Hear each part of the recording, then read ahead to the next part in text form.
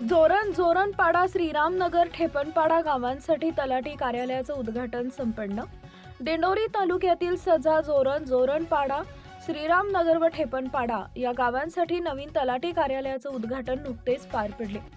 या उद्घाटन प्रसंगी दिंडोरी पोलीस स्टेशनचे वरिष्ठ निरीक्षक रघुनाथ शेगर, मनसेचे जिल्हा उपाध्यक्ष मनोज ढिकले व ॲडव्होकेट गोरक्षनाथ चौधरी हे प्रमुख पाहुणे म्हणून उपस्थित होते.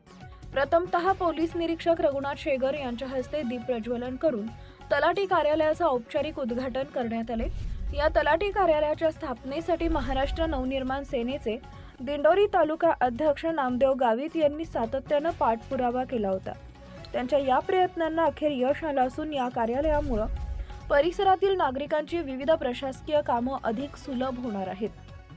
तसेच याच कार्यक्रमाअंतर्गत माजी विद्यार्थी मेळाव्यातून जिल्हा परिषद शाळा जोरणपाडा इथं संगणक प्रदान करण्यात आले. या संगणकांचे उद्घाटन रघुनाथ शेगर, ॲडव्होकेट गोरक्षनाथ चौधरी व मनोज ढिकले यांच्या हस्ते करण्यात आले. यावेळी तलाठी अधिकारी दीपाली गांगोडे, कृषी सहाय्यक अधिकारी सुधाकर शिलोटे, संपत जाधव, प्रभाकर ठेवणे, पोलीस पाटील सोमनाथ गवळी, तुळशीराम पवार, मधुकर गायकवाड, ज्ञानेश्वर भुसारे, ग्रामपंचायत सदस्य कोंडाजी गायकवाड, नामदेव गायकवाड, शिकर्षक रोहिदास चव्हाण, साहेबराव गावित, गवळी आदींसह परिसरातील ग्रामस्थ मोठ्या संख्येनं उपस्थित होते. दिंडोरी वृत्तांत न्यूज कार्यकारी संपादक बापू चव्हाण, दिंडोरी. ग्रामस्थ विद्यार्थी बंधारे करतो. तर पाहिलं तर या कार्यक्रमाचं उद्घाटन तहसीलदार साहेब करणार होते, परंतु त्यांना अचानक विषय असल्यामुळं ते आले नाही. आम्ही मात्र आमच्या प्रेमापोटी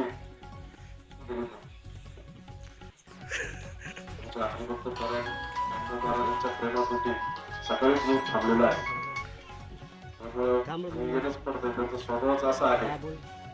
मला चौथी वेळ असेल तुम्ही तुमच्या गावात घरी जात असतो.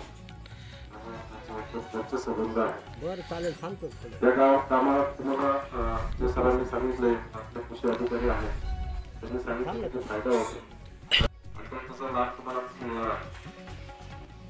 सरांनी सांगितलंय की आश्रम शाळा सुधारणा, इमारत सुधारण्यापेक्षा दुसरी सुधारणी करा. मुळातच जे शिक्षक मुलांना घडवतात ते तुम्हीच करू शकत नाही, कारण लहानपणी जे संस्कार आपल्याला होतात तेच आपण मोठ्यापणी घेऊन जात असतो. आम्ही आंबेच्या झाडाखालच्या शाळेत शिकलेलो आहोत. आम्हाला अशी इमारत सुद्धा नव्हती आणि त्या शाळेतून आम्ही तुला या ठिकाणी आलेलो आहोत.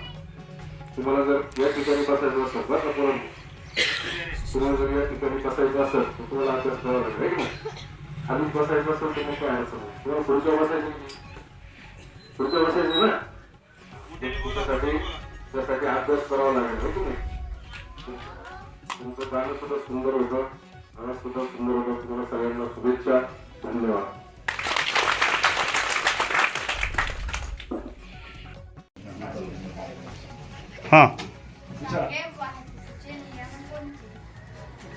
रस्त्याच्याकडून चालावं, नेहमी रस्त्याच्याकडून चालावं.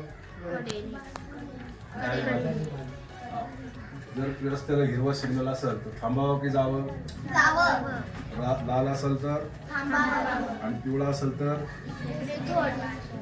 मग शिकवले रस्ते. आत्ताच 15 दिवसापूर्वी ट्रॅफिक दादा एक कविता आहे ती शिकवली. नेक्स्ट कुणाला विचारायचंय? विचार बेटा पटकन. मोबाईल वापरण्यासाठी कोणती काळजी घ्यावी? समजलं साहेबांनी काय सांगितलं? पहिली गोष्ट म्हणजे लहान मुलांनी मोबाईल वापरूच नाही. तुम्ही कुठं जावं त्याच्याऐवजी खेळायला जावं. एक वेळेस अभ्यास नाही केला चालेल आता या जमान्यामध्ये, पण खेळायला गेलं पाहिजे. पूर्वी आम्हाला मारून ग्राउंडवरून आणायचे, किती खेळतो. आता खेळायला जा खेळ हा मैदानी म्हणजे नाही तर काय खेळ वाटला का फक्त माहिती का क्रिकेट. फक्त क्रिकेट हा खेळ तिरंदाजी आहे, वैयक्तिक गेम चांगले आहे, वैयक्तिक जे आहे ते खेळ जास्त खेळा ज्याच्या माध्यमातून आहे. आदित्य मग तुम्हाला सांगायला सगळ्यांनाच सांगतो. आमच्याकडे पैलवानकीचं राहायचं, पैलवानकी राहायचं. पुढे गेलेलं नाही, काय नाही, पण शाळेमध्ये वारंवार पकडापकडी ज्या पकडी असतात तेवढ्याच करायचं. पण जे शेतीतली कामं आहे किंवा शाळेला जायला 3-3 किलोमीटर चालावं लागायचं, त्याचाच व्यायाम होऊन गेला. फिजिकलला असा विशेष प्रयत्न केला नाही की रोजच ग्राउंडवर गेलं पाहिजे, पळलं पाहिजे. विचार 3 किलोमीटरलाच गाडी असायची, एसटी यायची कॉलेजला जायला. तर आपण नेहमी आळशी उठायला लेट, गाडीचा टाइम मॅच नाही व्हायचं, मग पुढे जावं लागायचं. त्यामुळं त्यासाठी झालं पाहिजे. बोला.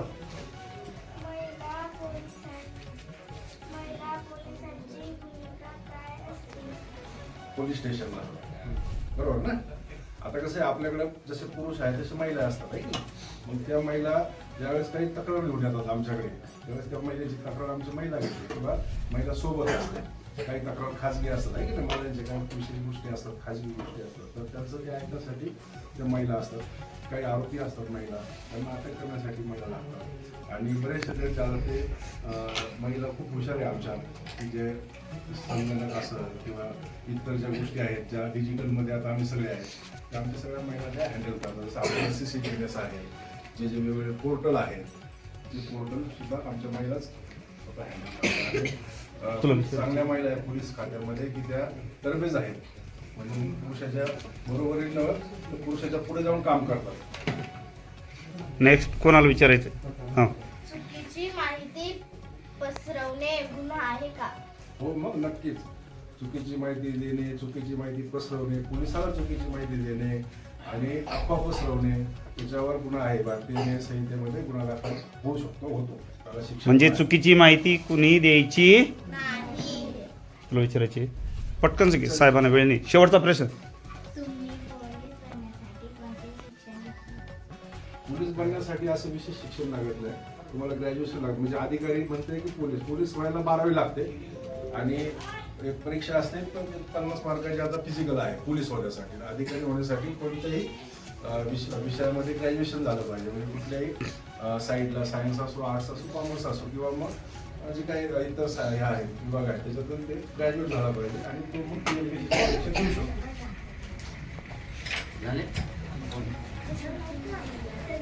विचारायचंय? विचार पटकन. रात्री प्रवास करताना कोणती काळजी घ्यावी? रात्री रस्त्यावर की शेताकडे प्रवास असते, बरोबर आहे.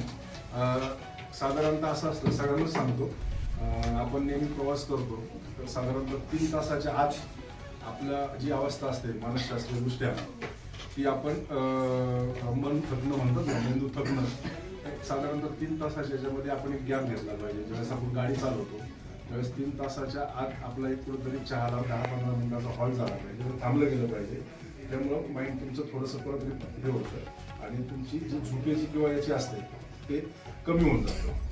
तुम्ही जर सतत चालवत राहिला तर तुम्हाला निद्रा येणं किंवा ग्लानी येणं, शरीर थकणं, मेंदू थकणं हा प्रकार होतो. तेच तुम्ही जर साईडला गाडी लावून चहा वगैरे तिथे थांबला 3 तासाच्या त्याच्यामध्ये तर तुम्हाला निश्चितच मग तुमचं पण रिफ्रेश होऊन तुम्ही चालताना ॲक्सिडेंटमध्ये हे होतं. आणि त्याच्यामध्ये लाईट जी आहे, प्रखर लाईट जी आहे, पुढच्या गाडीची प्रखर लाईट राहते, आपल्या गाडीची ठेवू नये. म्हणजे स्वतःच आपल्यापासून केलं तर प्रखर लाईट जे आहे ते जर कमी केल्या त्या आणि दुसरी आपल्याकडे खड्डे जास्त आहेत, आपल्या रस्त्यांना खड्डे आहेत, तर त्याच्यातून स्पीड लिमिट ठेवणं, गतिरोधक आहे ते पाहणं, गतिरोधकाच्या साईज पाहणं, त्यानुसार गाडी रात्रीच्या प्रवासात चालवावी. धन्यवाद साहेब. असं आमच्या या विद्यार्थ्यांना, चिमुकल्यांना जे अनमोल मार्गदर्शन केलं त्याबद्दल शाळेच्या वतीने, ग्रामस्थ वतीनं मी आभार मानतो. आणि निश्चित माझे हे विद्यार्थी चांगल्या स्तराला जातील, भरारी घेतील एवढं मी सगळ्यांच्या वतीने आश्वासन देतो. आणि माझी पुन्हा एकदा सगळ्यांचं आभार व्यक्त करतो आणि थांबतो. धन्यवाद. धन्यवाद.